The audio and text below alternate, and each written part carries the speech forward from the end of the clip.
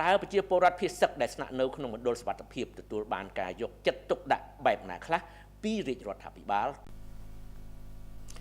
ខ្ញុំកណាសូមក្រាបថ្វាយបង្គំថេរានុថេរៈគ្រប់ព្រះអង្គជាទីសក្ការៈសូមគោរពសម្ដេចទ្រង់ឯកឧត្តមលោកជំទាវអស់លោកស្រីបងប្អូនអ្នកសារព័ត៌មាននិងជនរួមជាតិទាំងក្នុងនិងក្រៅប្រទេសជាទីគោរពនិងជាទីរាប់អានថ្ងៃនេះអ្នកនាំពាក្យរាជរដ្ឋាភិបាលសូមជម្រាបជូនបងប្អូនជនរួមជាតិជ្រាបអំពីការយកចិត្តទុកដាក់មើលថែទាំដល់ប្រជាពលរដ្ឋភាគសឹកពីសំណាក់រាជរដ្ឋាភិបាលតាមរយៈអាជ្ញាធរមូលដ្ឋាននិងបញ្ជាក់ពីជំហររបស់កម្ពុជាក្នុងការការពារបូរណភាពទឹកដីគិតមកទល់នឹងពេលនេះមានពលរដ្ឋភាគសឹកជាង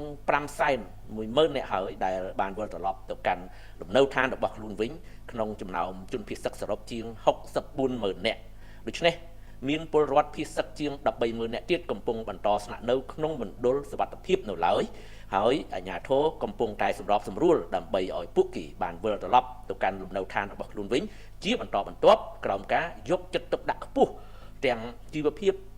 សុវត្ថិភាពនិងសុខុមាលភាពរបស់ពួកគេចំណែកសាលារៀនមន្ទីរពេទ្យមណ្ឌលសុខភាពនិងស្ថាប័នបម្រើសេវាសាធារណៈជាច្រើនទៀតក៏បានបើកដំណើរការឡើងវិញជាបន្តបន្ទាប់តើប្រជាពលរដ្ឋភាគសឹកដែលស្នាក់នៅក្នុងមណ្ឌលសុវត្ថិភាពទទួលបានការយកចិត្តទុកដាក់បែបណាខ្លះពីរាជរដ្ឋាភិបាលតាមរយៈអាជ្ញាធរមូលដ្ឋាន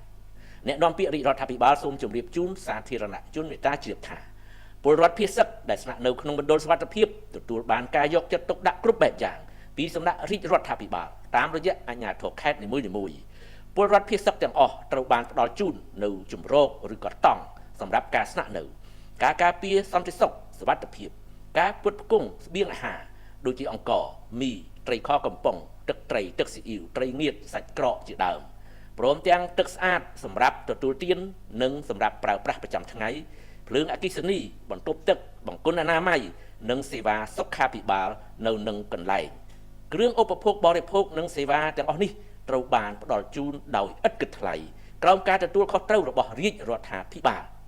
និងមានការចូលរួមពីសំណាក់អាជ្ញាធរខេត្តបណ្ដាប្រទេសជាមិត្តវិស័យឯកជននិងសប្បុរសជនពីគ្រប់ទិសទីលើសពីនេះក្នុងមណ្ឌលសុវត្ថិភាពក៏មានការផ្ដល់ជូននៅសេវាអប់រំសម្រាប់កុមារតាមរយៈការរៀបចំថ្នាក់រៀនបណ្ដោះអាសន្ននៅក្នុងមណ្ឌល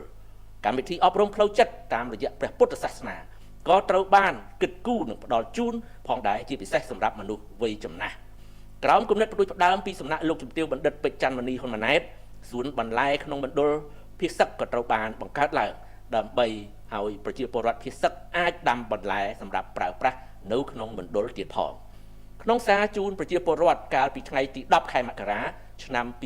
2026សម្ដេចមហាបវរធិបតីហ៊ុនម៉ាណែតនាយករដ្ឋមន្ត្រីនៃប្រជាណាចក្រកម្ពុជាបានបញ្ជាក់ថាសម្រាប់បងប្អូនជនភាគសឹកដែលមិនទាន់អាចវិលត្រឡប់ទៅកាន់ផ្ទះសម្បែងវិញបានរាជរដ្ឋាភិបាលតាមរយៈក្រសួងស្ថាប័នពាក់ព័ន្ធកំពុងគិតគូរពីការពង្រឹងជំរកបណ្ដោះអាសន្នឬក៏អាចផ្លាស់ប្ដូរជំរកបណ្ដោះអាសន្នទៅកាន់ទីតាំងថ្មីដែលមានភាពប្រសើរជាងបច្ចុប្បន្ននៅក្នុងករណីចាំបាច់រាជរដ្ឋាភិបាលក៏គិតគូរដោះស្រាយដើម្បីឲ្យបងប្អូនអាចរក្សាលំនឹងជីវភាពបាននៅក្នុងគ្រាដ៏លំបាកនេះរហូតដល់ពេលដែលបងប្អូនអាចវិលត្រឡប់ទៅកាន់ផ្ទះសម្បែងវិញក្រោយពេលទទួលបានទិន្នន័យជាក់លាក់ពីក្រមការងារវិយតម្លៃរាជរដ្ឋាភិបាលនឹងដោះស្រាយជូនបងប្អូនតាមសភាពជាក់ស្ដែងឲ្យបានឆាប់បំផុតចំណែកប្រជាពលរដ្ឋភាគសឹកដែលបានវិលត្រឡប់ទៅកាន់លំនៅឋានរបស់ខ្លួនវិញក៏ត្រូវបានរាជរដ្ឋាភិបាលតាមរយៈអាជ្ញាធរមូលដ្ឋាននិងក្រមការងារពាក់ព័ន្ធយកចិត្តទុកដាក់ជួយដោះស្រាយបញ្ហានានាដែលពួកគេជួបប្រទះសម្ដេចមហាបវរធិបតីនាយករដ្ឋមន្ត្រីបានបញ្ជាក់រួចហើយថាចំពោះមុខនេះរាជរដ្ឋាភិបាលផ្ដោតការយកចិត្តទុកដាក់ជាពិសេសលើផលប៉ះពាល់ឬផលដំណាំលើស្ថានភាពបំណុលនិងការស្ដារឡើងវិញជាបន្ទាន់នៅសេវាចាំបាច់ដូចជាសេវាទូរគមនាគមន៍ទឹកនិងភ្លើងអគ្គិសនីដើម្បីបម្រើសេចក្តីត្រូវការចាំបាច់របស់បងប្អូននៅក្នុងមូលដ្ឋានដើម្បីទទួលបានព័ត៌មានជាមូលដ្ឋានជាក់លាក់ក្នុងការអន្តរាគមន៍ដោះស្រាយឲ្យមានប្រសិទ្ធភាពសម្ដេចមហាបវរធិបតីហ៊ុនម៉ាណែតនាយករដ្ឋមន្ត្រីនៃប្រជាណាចក្រកម្ពុជាបានតែងតាំងសមាជិកក្រមការងារចំពោះកិច្ចមួយកាលពីថ្ងៃទី23ខែធ្នូឆ្នាំ2025ដែលមានភារកិច្ចរៀបចំនិងគ្រប់គ្រងការស្ដារជីវភាពនិងហេដ្ឋារចនាសម្ព័ន្ធដែលខូចខាតដោយការបាញ់ផ្លោងនិងការទម្លាក់គ្រាប់បែករបស់ទាហានថៃដោយបំពានចូលក្នុងដែនអធិបតេយ្យរបស់កម្ពុជាបច្ចុប្បន្នក្រមការងារចំពោះកិច្ចនេះកំពុងចុះពិនិត្យមើលស្ថានភាពជាក់ស្ដែង នៅតាមបណ្ដាខេត្តជាប់ព្រំដែនដែលរងផលប៉ះពាល់ដើម្បីវិតម្លៃអំពីការខូចខាតហេដ្ឋារចនាសម្ព័ន្ធស៊ីវិលក៏ដូចជាផលប៉ះពាល់ទៅលើជីវភាពរបស់ប្រជាពលរដ្ឋដើម្បីរាជរដ្ឋាភិបាលចាត់វិធានការដោះស្រាយទន្ទឹមនឹងការគិតគូរដោះស្រាយនិងស្ដារឡើងវិញនៅជីវភាពជនពិសិដ្ឋក៏ដូចជាហេដ្ឋារចនាសម្ព័ន្ធដែលទទួលរងការខូចខាតរាជរដ្ឋាភិបាលក៏កំពុងខិតខំយ៉ាងខ្លាំងនៅក្នុងផ្នែកការទូត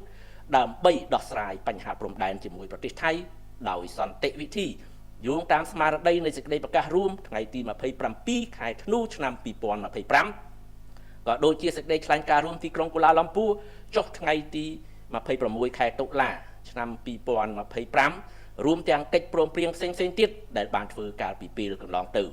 កម្ពុជាបន្តការតវ៉ាយ៉ាងខ្លាំងប្រឆាំងទៅនឹងសកម្មភាពរំលោភបំពានរបស់យោធាថៃនៅតាមព្រំដែនក្នុងអំឡុងពេលអនុវត្តបទច្បាញ់អ្នកនាំពាក្យរាជរដ្ឋាភិបាលសូមបញ្ជាក់ជូនជាថ្មីថា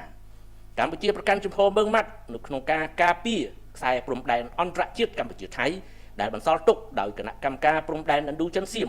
ដោយគោរពគោលការណ៍ច្បាប់អន្តរជាតិគោលការណ៍ខ្សែព្រំដែនមិនកែប្រែគោរពអនុសញ្ញាសន្ធិសញ្ញាបារាំងសៀមផែនទីនិងកំណត់ហេតុបោះបង្គោលព្រំដែនរបស់គណៈកម្មការបោះបង្គោលព្រំដែនឥណ្ឌូចិនសៀមព្រមទាំងកិច្ចព្រមព្រៀងនិងឯកសារពាក់ព័ន្ធនានាដែលភាគីទាំងពីរបានឯកភាពគ្នានារយៈពេលកន្លងមកកម្ពុជាមិនទទួលស្គាល់ដល់ការកែប្រែខ្សែព្រំដែនណាមួយដែលកើតចេញពីការប្រើប្រាស់កម្លាំងនោះឡើយនេះជាជំហរការពារអធិបតេយ្យភាពនិងបូរណភាពទឹកដីដែលមិនអាចធ្វើសម្បទានបានសូមអរគុណនិងសូមគោរពលាតែប៉ុណ្ណេះបាទ